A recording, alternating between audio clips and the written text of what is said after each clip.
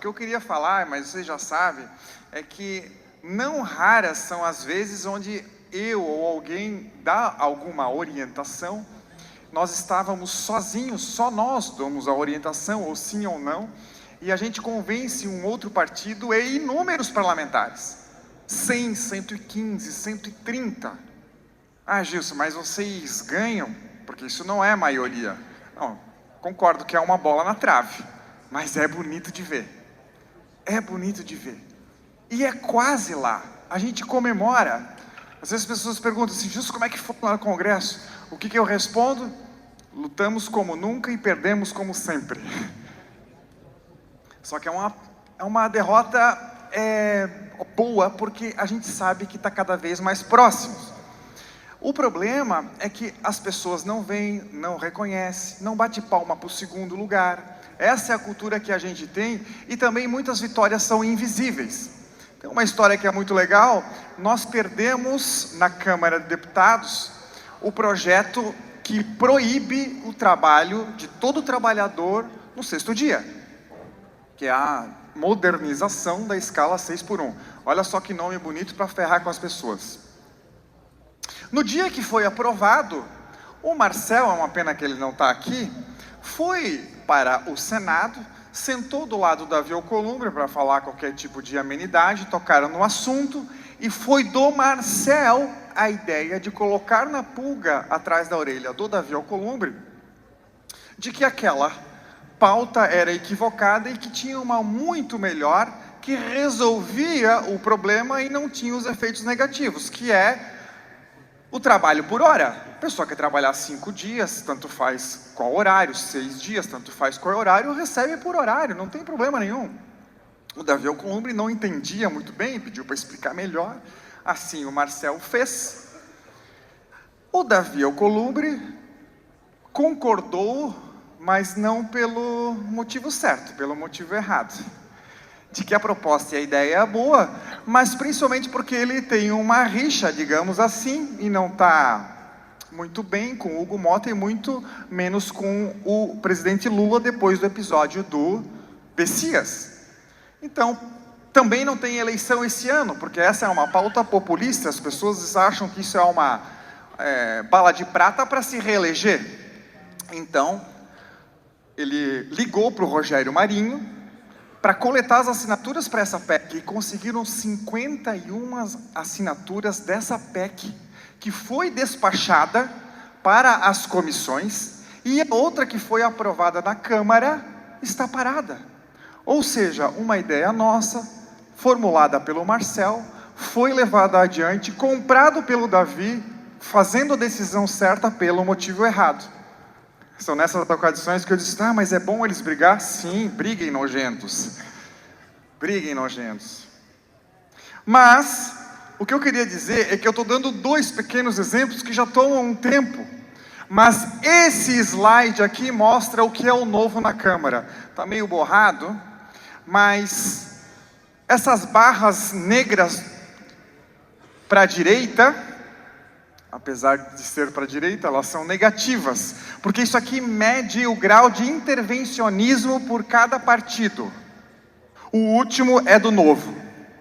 Quanto mais à direita, mais intervencionismo, mais burocracia, mais força estatal. Quanto mais à esquerda nesse gráfico, menos intervencionismo. Isso aqui é um estudo feito de 1 ano e de 1.650 projetos. Nós somos o único partido que defende a liberdade.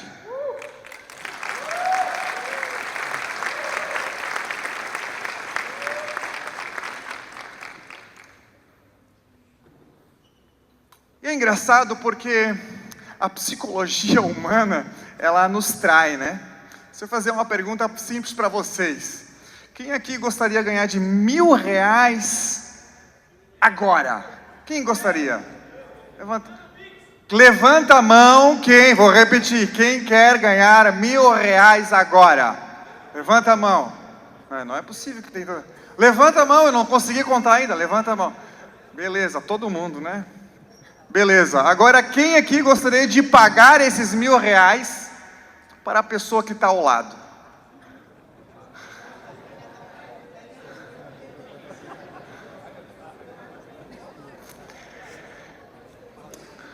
Essa brincadeira é interessante porque, prestem atenção, a política é a arte de fazer a primeira pergunta e esconder a segunda. Porque os políticos e as pessoas detentoras do poder, elas sempre dizem que vão dar, conceder, ser bonzinhos, ser, sei lá, qualquer coisa quase que angelical. E isso tem uma lei que se chama Lei de Director, que diz que os políticos e qualquer pessoa têm a tendência de fazer um discurso bondoso, social, só que não se preocupam com o resultado, e o resultado do Brasil é esse, discurso social, resultado feudal. É esse o nosso resultado, e ninguém está preocupado com isso, porque ninguém sabe qual seria a segunda pergunta, e ninguém sabe qual é a consequência, a gente não quer saber, e simplesmente ignora o óbvio, que é quem paga a conta. Se vocês não querem pagar uma pessoa do lado, quanto menos eu, de alguém, de um município, de um estado que eu não conheço. Ah, Gilson, mas eu quero um estado forte. Cara, um estado forte. Forte para quê? Para cobrar mais dinheiro meu? Para fazer mais burocra? Para vomitar um monte de regra para cobrar caro? E um estado fraco para dar saneamento? Um estado fraco para dar segurança, um estado fraco para dar educação. Um estado forte significa uma população fraca, dependente. Essa que é a verdade, é isso que eles querem. Não defendam um estado forte, eu quero um estado fraco. Até porque o estado ele é confundido com os detentores ou aqueles que se acham donos dele. Porque, apesar do Estado ser forte, ele é falido. Só quem não é falido é quem manda nele. Imagine vocês se eu fosse na casa onde vocês moram e roubasse tudo que tem na geladeira pela metade, os bens de vocês, a produção, o salário pela metade. Como vocês me chamariam? Tudo sinônimo de ladrão, então. É engraçado porque, obviamente, isso é um ladrão. Mas, incrivelmente, se eu fizesse isso usando um terno, um crachá, e prometesse devolver uma pequena parte em benefícios, não é roubo? Ou continua sendo roubo, só que agora legalizado? Imposto é roubo. É essa a situação que a gente vive? Não é essa a situação que a gente vive, porque na situação que nós vivemos, ela é muito pior, porque esse objeto de roubo, em grande parte, não é feito minimamente pelo motivo do qual se justifica a retirada. Explico. Dizem que vão nos dar saúde, segurança e educação, certo? Não tem, eles cobram 33% sobre medicamento, cobram imposto sobre prótese de gente amputada. Hospital com fila, não tem ar-condicionado na fila de espera de emergência. Educação, não sai do segundo grau sem saber matemática básica, sem interpretar texto. Segurança, eles vão atrás do tweet do Marcel e do meu do que 350 mil mandados de prisão em aberto. Não é disso que se trata. O volume é muito grande. Vocês sabem como é hoje o volume? É como se um funcionário de alguma empresa ou alguém mexesse sem permissão na sua jaqueta e tivesse R$1.000 lá dentro em notas aleatórias. Você dificilmente iria perceber se alguém tirasse R$30, R$50, R$60. Concordam? O que o governo está fazendo hoje, que ele está tirando 800, 900. É impossível não perceber. Vou dar um exemplo. Vocês viram o quanto que está sendo negociado a delação premiada do Vorcaro? Para devolver uma parte da falcatrua? 60 bilhões de reais. Vocês sabem o quanto é 60 bilhões de reais? É a arrecadação de Santa Catarina inteira em um ano. Essa é a equivalência. Um povo sofrido que trabalha todo dia, acorda cedo, se esforça, tem dívida, paga imposto do café até no remédio, para juntar 60 bi no ano. E isso eu estou falando só de um cara, de um escândalo que comprou a República, que provavelmente está em promoção. Essa é a realidade que a gente tem. E por que isso tudo? Existe uma lei que se chama Lei de Parkinson. Não é a deficiência física, mas é a deficiência política. O que diz essa lei? Essa lei diz que tudo que você não tem prazo para cumprir, tende a ser ruim, tende a não ser cumprido. Por exemplo, se eu te dou um ano para cavar o buraco, vai ter vários dias que você não faz nada, ou que você cava pouco, porque você não tem prazo, isso é do ser humano. Então, se o Brasil tivesse deserto, por exemplo, e o objetivo é cuidar do deserto, o que o Estado faz? Ele cria um ministério, uma secretaria, uma agência reguladora, um sindicato, uma burocracia, um imposto, uma regulação chamando de defesa da democracia ou qualquer coisa do tipo. Qual o resultado disso? Como dizia Milton Friedman, em 5 anos faltaria areia. Essa que é a verdade.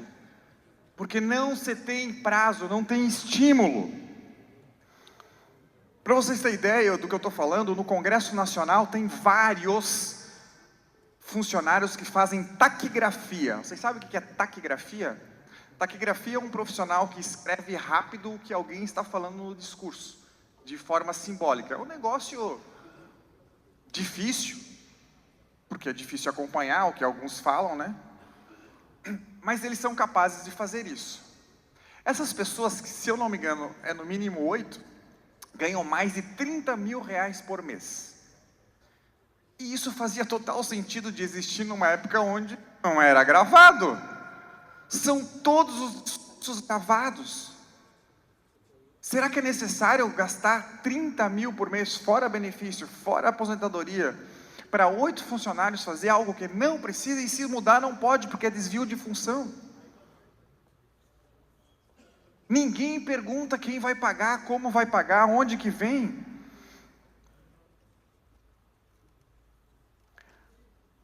Esses caras, os políticos, os detentores do poder, eles não têm responsabilidade daquilo que eles falam, porque eles não pagam pelos erros que eles mesmos cometem. É diferente do padeiro, do açougueiro, do advogado. Quando ele comete um erro, o mercado é implacável. Você ferra e quebra ou é demitido. No governo, você floresce. O político, ele é reeleito. As pessoas batem palma. E o político tem todo o incentivo de utilizar dessa máquina para autopromoção. Vocês têm noção que o governo autorizou, escutem, 500 milhões de reais para fazer propaganda das suas atividades até a eleição? E isso é legal. E isso é legal. 500 milhões de reais. Daria para fazer quantos hospitais regionais, Barbosa? Quanto medicamento, quanta cirurgia? Essa galera não é só ladrona, não, é assassina. É assassina. Para dizer que aquilo que é ruim é bom. Para convencer as pessoas de que está tudo certo, está tudo bem, e que eles vão salvar e que precisam continuar por lá. E nós fizemos parte, sei lá, de 4 ou 5% de politicamente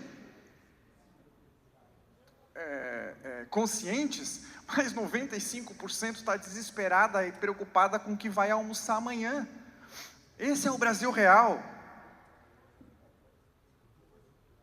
Voltando à pergunta interessante de quem vai pagar o R$1.000 ao lado, a política nada mais é de decidir para onde vai o dinheiro dos outros. ficando com uma grande parte deles. Porque o Estado, o governo, não produz nada, fica com uma grande parte para manutenção e decide a outra pequena parte para onde vai enviar e quem vai receber. E não para, e cresce o tempo todo.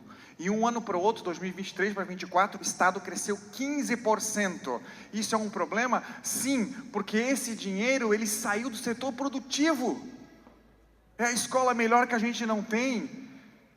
E por não ter essa escola melhor, também não tem uma mente brilhante que poderiam fazer milhares e muitas coisas por Brasil afora. O nosso desgaste, a nossa pobreza, ela é invisível por isso. Recentemente eu fui para o Peru e eu senti uma sensação de pobreza pelos lugares que eu passei, mesmo nas capitais. Nenhuma das casas, provavelmente nenhuma que, enfim, normal, tem pouco, é tudo no tijolo, pobreza, sujeira.